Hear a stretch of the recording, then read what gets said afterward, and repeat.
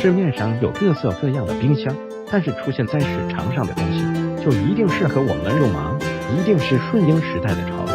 答案相信大家心中有数。有些东西买了也是放住吃灰，要么就是被坑，也或者是加大家里的费用。今天我们就来跟大家探讨一下什么样的冰箱不能买。相信大家看完后，以后在选购冰箱上不会再迷茫。一、平台双门冰箱。这类冰箱不仅价格贵，还特别耗电。对于小户型的朋友来说，这种冰箱特占面积，比普通的冰箱要贵上好几倍。对于普通家庭来说，它就是个奢侈品。所以厉害在购买的时候，一定不要盲目的听风导漏小姐的洗脑。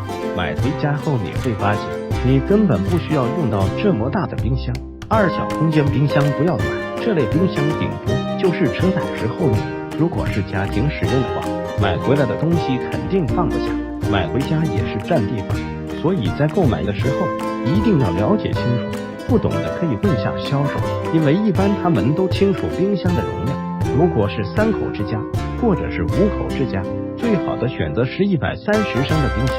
三、性能低的冰箱。相信很多细心的朋友都会留意到冰箱的右上角，一般这个标识是冰箱5种的性能。若是冰箱没有2到3级就别买回家了。虽然它很便宜，但买回家后你会发现它的转换性能太差，不仅制冷时间长，还特别耗电，用不了多久就得重新换。四、3无产品或杂牌不要买。不管家里的任何电器，只要是3无产品或者是杂牌，最好都别买。虽然相对便宜，但要么是耗电，要么是有损健康，再不然就是有安全隐患，售后也会有问题。所以建议还是不要为了贪图便宜而去买3无产品或杂牌。